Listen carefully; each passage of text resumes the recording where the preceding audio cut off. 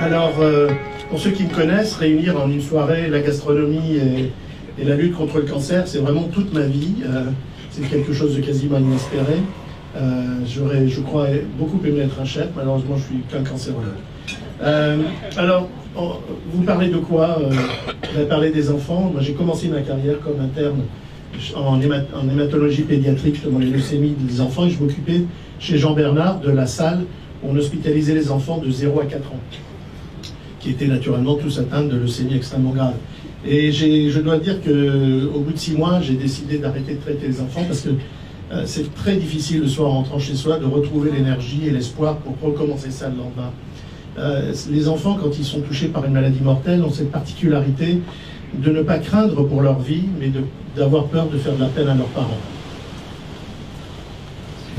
Alors, donc, ça fait 45 ans que je soigne le cancer de l'adulte, heureusement, et que j'ai vu les choses progresser d'une manière considérable. Et ce soir, s'il y avait un mot qui devrait être au centre de mon discours, c'est l'espoir. Vous avez parlé d'espoir.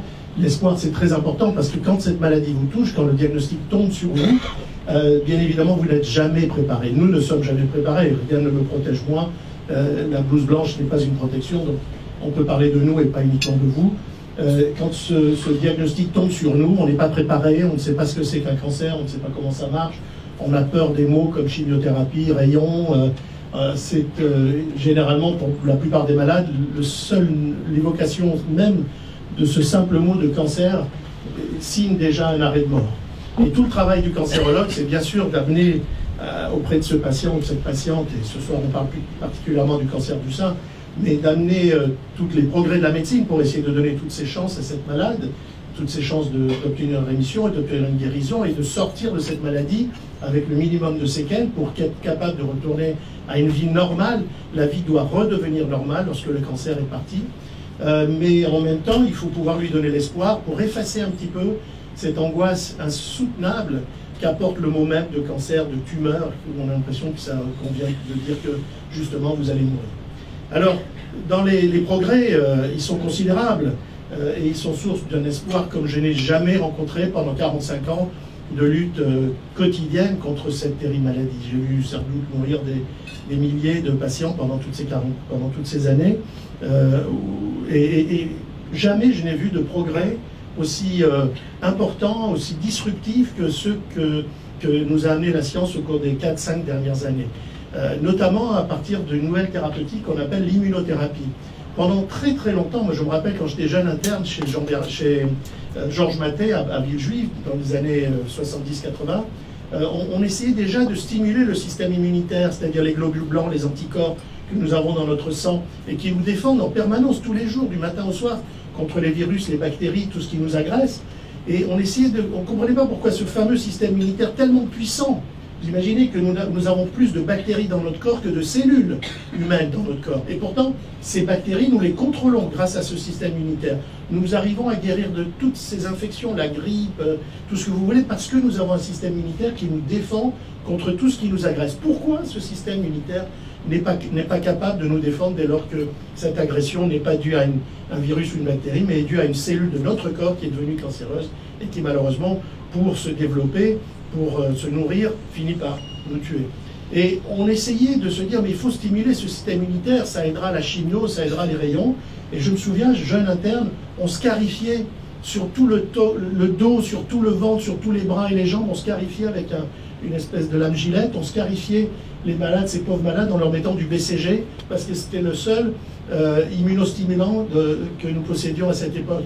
Alors ça faisait des suppurations terribles, et ça ne marchait pas. Pourquoi? Parce que, en fait, le système immunitaire, c'est quelque chose d'extrêmement compliqué.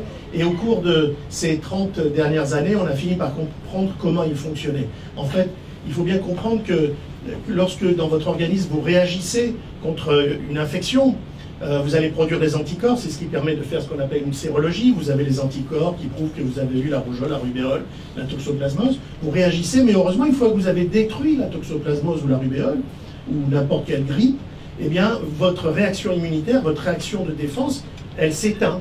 Parce que sinon, notre corps serait bourré d'anticorps et de globules blancs en permanence. Eh bien, le problème, c'est quand vous stimulez le système immunitaire, vous stimulez aussi bien les globules blancs, les anticorps qui sont là pour faire du bien, pour tuer, pour s'activer, pour être de véritables soldats, et vous activez en même temps ceux qui calment la réaction immunitaire, ceux qui l'annulent, ceux qui la contrôlent, et à la fin, finalement, vous avez un résultat nul. Alors heureusement, on a fini par trouver le mécanisme qui allait nous permettre d'apporter au lit du malade ces raisons fantastiques d'espérer. En fait, quand on regarde des cellules cancéreuses au microscope, on s'aperçoit dans une tumeur, dans un cancer qu'on a prélevé, on s'aperçoit qu'autour des cellules cancéreuses, il y a des tas de globules blancs qui viennent pour les attaquer, ces cellules cancéreuses. Mais au lieu de les attaquer, ils sont là, à côté, mais ils dorment. Et on a mis très longtemps, mais il y a 4-5 ans, on a compris pourquoi ces globules blancs qui sont là pour tuer la cellule cancéreuse, à côté de la cellule cancéreuse, finissent par s'endormir. C'est parce que dans son intelligence infinie, n'oubliez pas que la cellule cancéreuse, c'est vous en mieux que vous. Elle a le même patrimoine génétique qu'une cellule humaine, donc elle a la même intelligence qu'une cellule humaine, mais les conditions de sa vie qui sont en permanence dans la lutte pour survivre, etc., font qu'elle est encore plus intelligente que n'importe laquelle de vos cellules. Et dans cette infinie intelligence, la cellule cancéreuse, elle a fini par être capable de fabriquer un somnifère qu'elle crache sur la figure des globules blancs lorsqu'ils s'approchent, et le globule blanc qui vient pour attaquer finit par s'endormir. Alors qu'est-ce qu'on a fait? On a fabriqué des anti-somnifères. C'est ce qu'on appelle les anti-PDL1, c'est ce dont on parle à la télévision depuis des mois, etc., depuis 2-3 ans maintenant.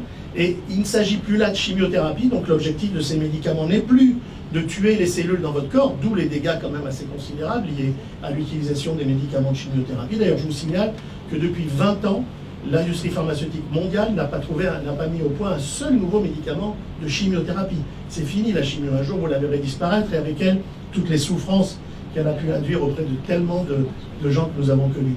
Mais donc, aujourd'hui, cette industrie pharmaceutique, elle a fabriqué des anti-somnifères.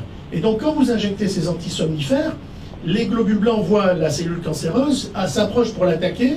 La cellule cancéreuse, n'ayant pas vu le piège, crache à la figure des somnifères pour endormir les globules blancs, mais le globule blanc, il s'en fout, parce qu'il est recouvert d'un anti-somnifère, il continue d'arriver et il massacre les cellules cancéreuses. C'est l'immunothérapie.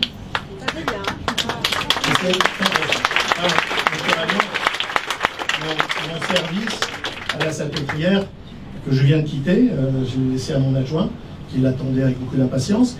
Et bien sûr, nous avons largement participé à l'étude de ces nouveaux médicaments.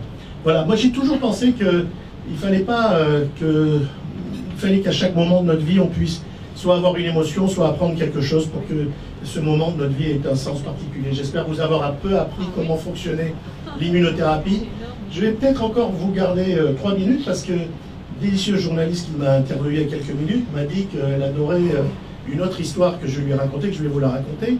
Je viens de sortir un livre il y a quelques mois qui s'appelle Enquête vérité, où en fait je parle des liens entre le stress, le chagrin, la tristesse et le risque de développer un cancer, ou chez les gens qui ont un cancer, le risque d'avoir une récidive du cancer.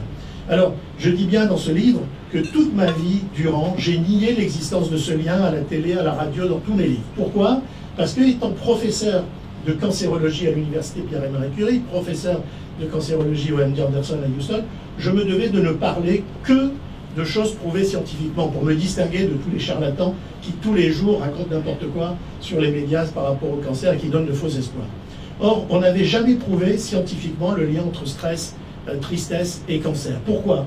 Qu'est-ce que c'est que la preuve scientifique? C'est de démontrer qu'une cause va produire un effet, que cet effet est dû à la cause. C'est Claude Bernard qui l'a défini à la fin du 19e siècle.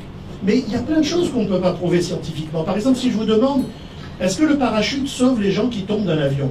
Bien sûr, vous en avez tous l'intuition, ça nous semble évident. Mais est-ce que vous pouvez le prouver scientifiquement? Est-ce que ça n'a jamais été prouvé scientifiquement? Non. Pourquoi? Parce que pour le prouver, il faudrait prendre 20 types, 10 avec un parachute, 10 sans parachute, pousser tout le monde de l'avion et voir combien il y a de survivants dans chacun des deux groupes. Et là, on pourrait dire, tiens, effectivement, ceux qui avaient le parachute ont plus souvent survécu que ceux qui n'en avaient pas. Donc il y a des choses qu'on ne peut pas faire. On ne peut pas prendre 2000 femmes, chacune ayant un petit enfant d'1 ou 2 ans, et tuer l'enfant devant elle sur 1000 d'entre elles, et voir si ces 1000 femmes qui ont subi un des stress les plus inimaginables vont développer dans les 20 ans qui suivent plus de cancer que les deuxièmes 1000 femmes qui ont pu continuer à vivre avec leur enfant. Donc on ne peut pas prouver scientifiquement ce lien. Mais pour autant, il existe. Et les preuves dans les études sont considérables. Les survivants de la Shoah, des survivants, les soldats de la guerre de Corée, enfin, toutes les veuves qui n'ont personne à qui parler, etc. Alors, Vous allez dire, mais enfin, on est tous soumis à du stress et de la tristesse. On va tous avoir un cancer. Donc je vous rassure, il n'y a qu'un homme sur 2 et une femme sur 3 qui développe un cancer enfant. Donc il y en a qui l'évitent. Pourtant, ils ont du stress ou de la tristesse. Alors qu'est-ce qui se passe? En fait, ce n'est pas le stress ou la tristesse, c'est quand le stress, vous n'arrivez plus à le gérer. Ce que les anglo-saxons appellent to cope. Quand ça devient trop important. Qu'est-ce que c'est la tristesse que vous n'arrivez plus à gérer? C'est quand elle se transforme en désespoir. Et que ce soit dans l'un ou l'autre cas, quand vous vous réveillez un matin, que vous vous dites « j'y arriverai plus ». Finalement, je préfère mourir, c'est trop de souffrance et je ne vois pas la fin du problème. Et c'est à ce moment-là que le cancer vient vous tuer. Comme une réponse, comme une solution à cette demande de votre corps. Alors pourquoi ça? Bien, pour une raison très simple qui tient à l'évolution de l'humanité. Depuis les grands singes, depuis le début de l'existence des êtres humains, l'homme a toujours été une proie. Il a été une proie pour les animaux sauvages, il a été une proie surtout pour les autres hommes beaucoup plus violents que lui. Alors pour survivre à son histoire, l'homme a développé un mécanisme qu'encore une fois les anglo-saxons ont parfaitement identifié avec 2 mots simples. Ce mécanisme s'appelle to fight or flight. En fait, quand vous avez un stress énorme, vous avez 2 solutions. Un lion qui vous tombe dessus, soit vous courez et vous échappez, to fly, soit vous vous préparez à vous battre, to fight. Il n'y a pas 3 solutions. Tant que vous arrivez à faire l'une ou l'autre, votre organisme supporte le stress. Et ça a été très bien démontré par un chercheur qui s'appelle Laborie, dans les années 70, ça a été mis dans un film qui s'appelle Mon oncle d'Amérique. Qu'est-ce qu'il a fait? Il a pris des rats, il leur a fait 3 expériences. Dans la première expérience, il prend un rat seul dans une cage avec une passerelle qui mène à une deuxième cage. Chaque fois qu'il met l'électricité dans le sol de la première, le rat s'enfuit, va dans la deuxième. Il met l'électricité dans la deuxième, le rat s'enfuit et retourne à la première. À la fin de l'expérience, le rat il est crevé, mais il n'a pas de cancer. Dans la deuxième partie, il prend 2 rats. Il les met dans une même cage, il n'y a pas de passerelle. Chaque fois qu'il met l'électricité sur le sol, les 2 rats s'entretuent, se battent, se déchirent, etc. À la fin de l'expérience, ils sont très fatigués les rats, mais ils n'ont toujours pas de cancer. Dans la dernière partie de l'expérience, il prend un rat seul, il le met dans une cage où il n'y a pas de passerelle et il n'y a pas d'autres rats. Chaque fois qu'il met l'électricité, le rat ne peut ni se battre, ni s'enfuir. Ces rats finissent par développer des cancers. D'où l'importance, à la fois chez ceux qui ont un cancer, chez ceux qui l'ont eu, et pour nous tous qui n'en avons pas encore, de gérer son stress par des tas de stratégies, qu'il s'agisse de la méditation, de la sophrologie, du yoga, ou simplement de l'amitié, du bonheur, comme nous avons dans notre club avec Christian, que je remercie, et Dominique de m'héberger pendant ce court séjour à Saint-Tropez. L'amitié, le bonheur. Moi je médite en mangeant, en fait, essentiellement. Et je ne sais pas si je dois remercier tous mes copains chers, parce que je leur dois un certain nombre de kilos. Enfin voilà, j'espère que vous avez appris 2-3 trucs ce soir. Vous n'êtes pas venus juste pour le bling-bling, comme ils ont dit, comme dit Evelyne. Et je vous remercie à tous, soyez généreux. L'argent va à la recherche sur le cancer et au soutien des malades atteints de cancer au travers d'un institut qui m'est très cher, qui s'appelle l'Institut Raphaël, qui est un institut que nous avons créé avec mon ami Alain Toledano pour apporter des soins de support, apporter du réconfort, apporter tout ce qui peut aider à mieux traverser la maladie. Merci à Esther pour toute cette gentillesse, ce gentil sourire. Et merci à vous tous. Passez une bonne soirée.